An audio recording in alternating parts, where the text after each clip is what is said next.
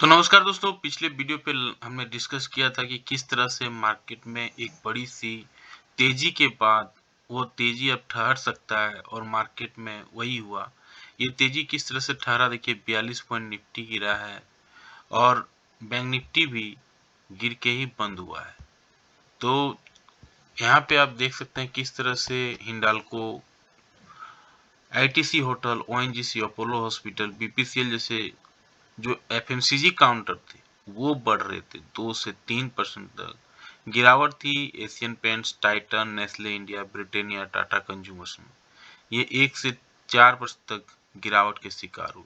Advances की बात करें तो 1969 शेयर ऐसे थे जो बढ़ रहे थे। डिक्लाइन की बात करें तो 857 शेयर ऐसे थे जो गिर रहे थे। यहाँ मैं और एक चीज ऐड करना चाहूंगा, ये सारे इंडिया के दिग्गज कंपनी है और अगर कोई यहाँ इक्विटी एसआईपी करे लंबा समय दे तो अच्छा खासा वेल्थ क्रिएशन किया जा सकता है। आते हैं बैक टू द पॉइंट में कि किस तरह से मार्केट रिएक्ट करना चाह रहा है और निफ्टी कहाँ जाने की तैयारी कर रहा है। एक बड़ी रैली हुई, एफआई लौट आए, लेकिन फिर से एफआई ने बेचना चालू कर दिया है। ये चिंता की बात फिर से बढ़ गई। 1682 करोड़ इन्होंने कल फिर बेच दिया और डीआई फिर खरीदारी में लौट आए हैं। 996 करोड़ इन्होंने फिर खरीदा है। तो अब क्या फिर से दिक्कत आने वाली है या मार्केट अब कुछ और कहानी कहना चाह रहा है? इन सारे बिंदुओं पे डिस्कस करेंगे। इससे पहले वीडियो देख रहे तो लाइक से सब्सक्राइब कमेंट जरूर करें। यहाँ से देख सकते हैं 23,700 पे आके खड़ा है। फिबोनाची रिट्रेसमेंट का ये 78% का लेवल से ऊपर ही खड़ा है और अगर इसको ऊपर जाना है तो इस कैंडल के पार करना होगा और ये कैंडल है, कल भी हमने इस पे डिस्कस किया था, 24,000, 23,700 पे ये खड़ा है। तो 23,700 के ऊपर अगर पॉजिटिव कैंडल बनाती है डेली बेसिस पे, अच्छा मूवमेंट देता है तो ये 24,000 तक का मूवमेंट दिखा सकता है और बड़ी रैली 24,000 के ऊपर ही पॉसिबल है। लेकिन अगर गिरावट आती है तो ये जो वीक का लो था 23,343 इसका लो है। 23,343 नहीं टूटना चाहिए एनी हाल। अगर ये टूटता है तो गिरावट और गंभीर हो सकती है। फिलहाल रेसिस्टेंस 23,343 का रहेगा और सपोर्ट 343 का रहेगा और रेसिस्टेंस 24,000 का रहेगा, जहां जाने की तैयारी निफ्टी कर सकता है। डेली बेसिस पे आते हैं। डेली बेसिस पे भी आप यहाँ देखेंगे गिरावट 42 पॉइंट का हुआ है, रेड कैंडल बना है। बड़ी सी तेजी के बाद ये गिरावट होना लाजमी भी है क्योंकि 300 पॉइंट का रैली परसों हुआ था और फिर कल जो गिरावट हुई है ये 42 पॉइंट की हुई है। तो कल जो प्रॉफिट कमा के गए होंगे परसों, वो तो प्रॉफिट बुक करेंगे और वही हुआ है यहाँ पे। 23,700 पे ये क्लोजिंग दिया है। अच्छी बात यह है कि प्रीवियस टू प्रीवियस डे का जो कैंडल है उसको नीचे कैंडल क्लोजिंग नहीं दिया है। फिलहाल खड़ा है 23,700 पे।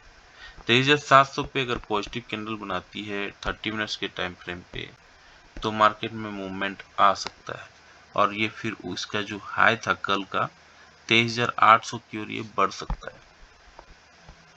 23,800 पहला इसका रेसिस्टेंस रहेगा और अगर उसको भी पार करता है तो ये बड़ा सा कैंडल इसकी तैयारी कर रहा है 24,000 की, जो भी डिस्कस कर रहे थे।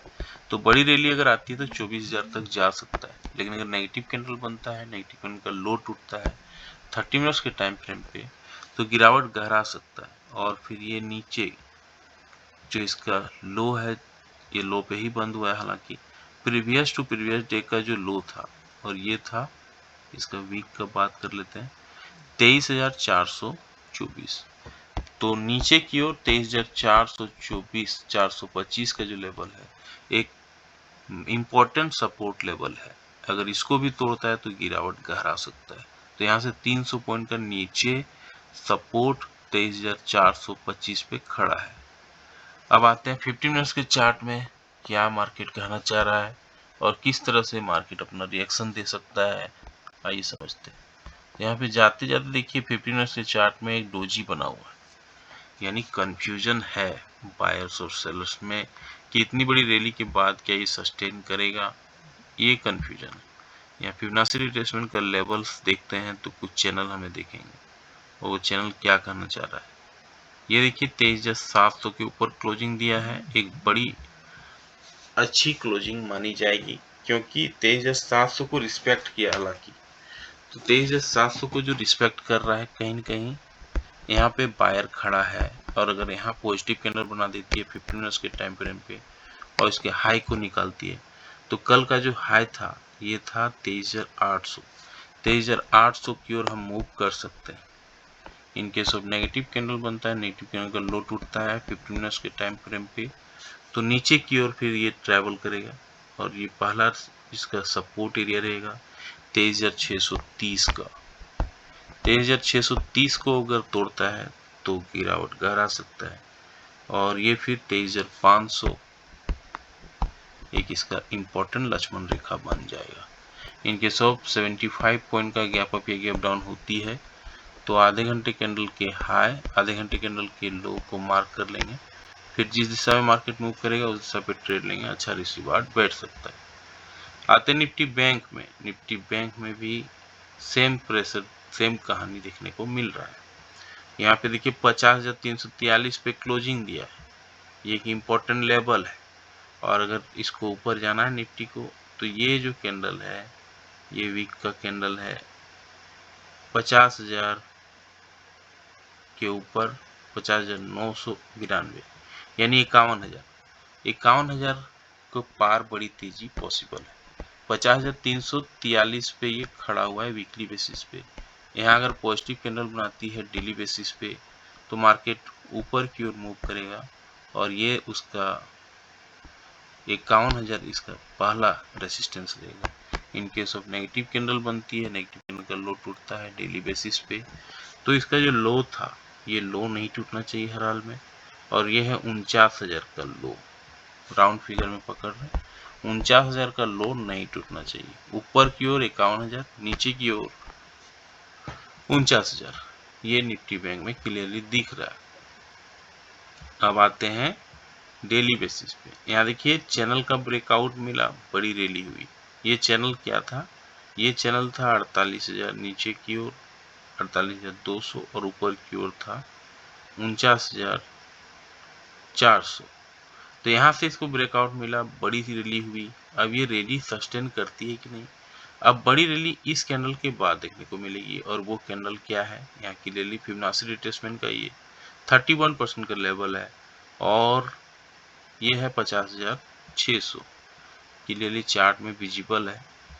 तो 50,343 पे ये खड़ा है, इसके ऊपर अगर पॉजिटिव कैंडल बना देता है डेली बेसिस पे ये है, तो 30 मिनट्स के चार्ट में देखते हैं अगर ये बड़ी रैली दिखा देती है तो यहाँ पे आपको ये जो इसका रेसिस्टेंस एरिया है 50,600 की ओर ये मूव करेगा और इसको अगर पार करता है फिर बड़ी रैली पॉसिबल है क्योंकि यहाँ से ब्रेकआउट मिलेगा इसे।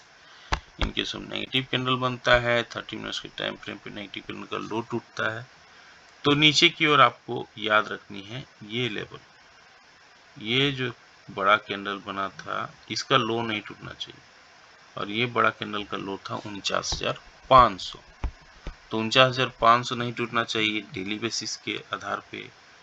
ऊपर की ओर 50,600 और फिर इसके ऊपर हम फिर ट्रेवल करेंगे तो 51,000 का लेवल भी यहाँ देखने को मिल सकता है। तो नीचे की ओर 49,500, 500 पॉइंट का नीचे की ओर इसका सपोर्ट है, ऊपर की ओर 51,000 इसका रेसिस्टेंस के रूप में देखा जा रहा है।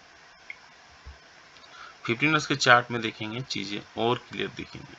50,343 पे आके खड़ा है और इसके ऊपर अगर पॉजिटिव कैंडल बनाती है, पॉजिटिव कैंडल का हाई टूटता है एटलीस्ट 15 मिनट्स के टाइम फ्रेम पे, तो मार्केट में मूवमेंट देखने को मिल सकता है ऊपर की ओर।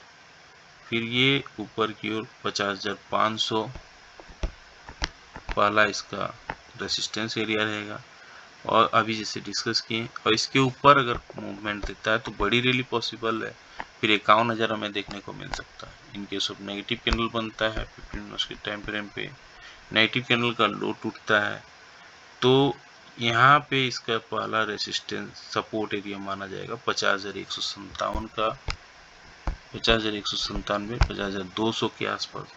और अगर इसको भी यहाँ पे भी नहीं टिकता है तो 49,918, ये सारे लेवल हैं जो इसको बचाने की कोशिश करेगा, यहाँ पे सपोर्ट मिलेगा और अगर इसको भी तोड़ता है तो गिरावट गहरा सकता है मार्केट में। फिर 49,400 का लेवल हमें देखने को मिल सकता है। इन केस ऑफ 150 पॉइंट का गैप अप गैप डाउन होती है बैंक निफ्टी में, तो आधे घंटे कैंडल के हाई, आधे घंटे कैंडल के लो को मार्क कर लेना है। फिर जैसा मार्केट मूव करेगा वैसा पे ट्रेड लेना है, तो अच्छा रिस्क रिवार्ड बैठ सकता है। आते हैं पीसीआर पे। पीसीआर कल देखिए 81 पे आ गया था, अब फिर से सेलिंग हुआ है, फाइन सेलिंग कर दिए 1600 करोड़ का, तो ये 0.85 पे आ गया है। अब ये बाइंग जोन बनता है। इंडिया विक्स 14 पे है, तो इंडिया विक्स भी कूल ऑफ है, ये अच्छी साइन है। आते हैं गिफ्ट निफ्टी पे। गिफ्ट निफ्टी बता रहा है कि हम 50.54 पॉइंट ऊपर खुलेंगे। हालांकि गिफ्ट निफ्टी होती है बेवफा, इस पर भरोसा नहीं कर सकते हैं। लेकिन देखिए अमेरिकन मार्केट में ट्रम्प जब से आया है वहाँ पे कोहराम कुछ दिन मचा, लेकिन फिर से बाइंग आ गई और अच्छी खासी तेजी दिखा रहा है। डो जोन्स देखिए 44,873 पे आ गया है, करीब करीब 0.71% बढ़ा है। 313 point, 317 point, S&P 23 point, Nasdaq 38 point, अच्छी रैली देखने को मिल रही। कैक डेक में मामूली बढ़त है, जापान का मार्केट में भी मामूली बढ़त है, चाइना मार्केट में थोड़ी सी गिरावट हुई है।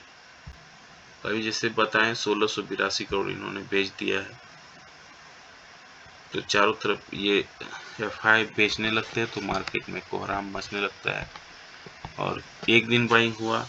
यहाँ पे देखिए ऑप्शन चेन से समझते हैं कहाँ पे सपोर्ट रेजिस्टेंस दिखेगा, तो ऑप्शन चेन में क्लियरली दिख रहा है। सबसे ज्यादा देखिए 23,700 पे खड़ा है OI, यानी 23,700 एक रेजिस्टेंस एरिया रहेगा। 1,66,000 कॉन्ट्रैक्ट है यहाँ।